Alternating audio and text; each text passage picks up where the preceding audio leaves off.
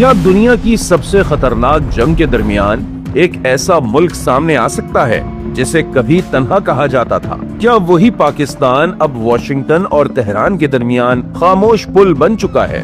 اور کیا یہ لمحہ صرف سفارتکاری نہیں بلکہ خطے کی طاقت کے توازن کی نئی کہانی ہے؟ آج کی دنیا میں جہاں ہر خبر شور مچاتی ہے، وہاں کچھ فیصلے خاموشی میں ہوتے ہیں، اور انہی خاموش فیصلوں نے پاکستان کو ایک بار پھر عالمی سٹیج پر لا کھڑا کیا ہے۔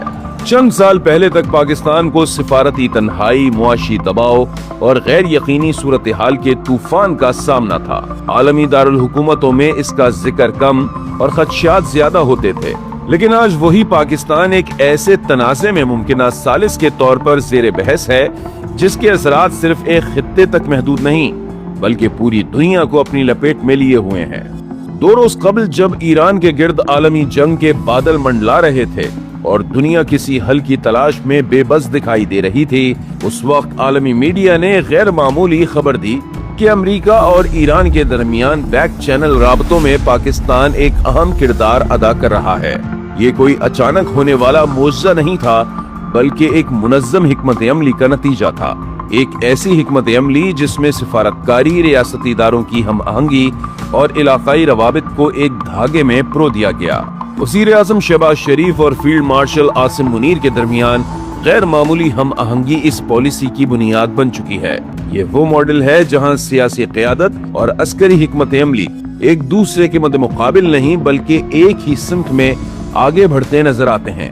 اور پھر 24 مارچ کا دن جب اسلام آباد کو امریکہ اور ایران کے درمیان ممکنہ مذاکراتی مقام کے طور پر پیش کیا گیا، یہ صرف ایک پیشکش نہیں تھی بلکہ ایک پیغام تھا، پیغام کہ پاکستان صرف تماشائی نہیں بلکہ امن کے عمل کا فعال حصہ بننا چاہتا ہے۔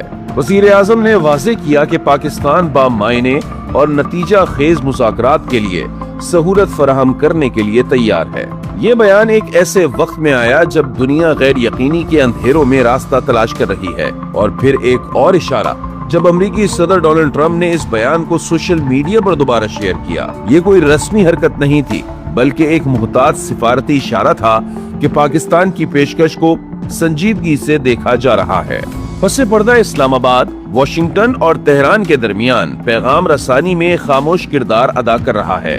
یہ وہ سفارتکاری ہے جو کیمروں کے سامنے نہیں آتی لیکن اس کے اثرات عالمی سیاست کا رخ بدل سکتے ہیں۔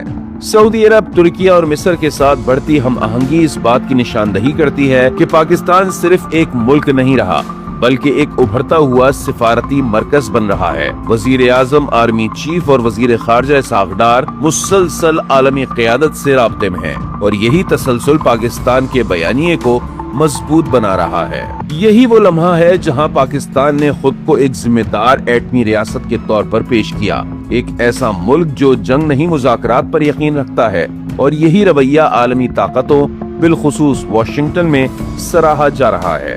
لیکن اس کہانی کا ایک دوسرا رخ بھی ہے۔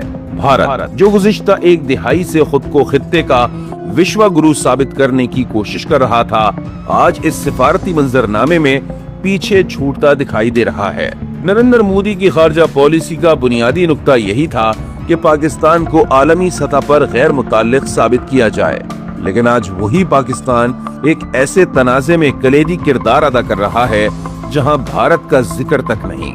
بھارتی میڈیا میں صورتحال کو ایک اسٹریٹجک دھچکے کے طور پر دیکھا جا رہا ہے۔ حقیقت یہ ہے کہ جہاں عملی سفارتکاری کی ضرورت ہوتی ہے وہاں بیانیے نہیں روابط کام آتے ہیں، اور اس میدان میں پاکستان نے ایک بار پھر خود کو منوایا ہے۔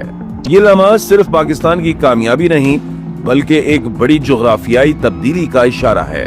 آج پاکستان کو ایک ایسے ملک کے طور پر دیکھا جا رہا ہے جو تنازعات کو ہوا دینے کے بجائے انہیں ختم کرنے کی صلاحیت رکھتا ہے، ایک ایسا ملک جو دیوار نہیں بلکہ پل بن سکتا ہے۔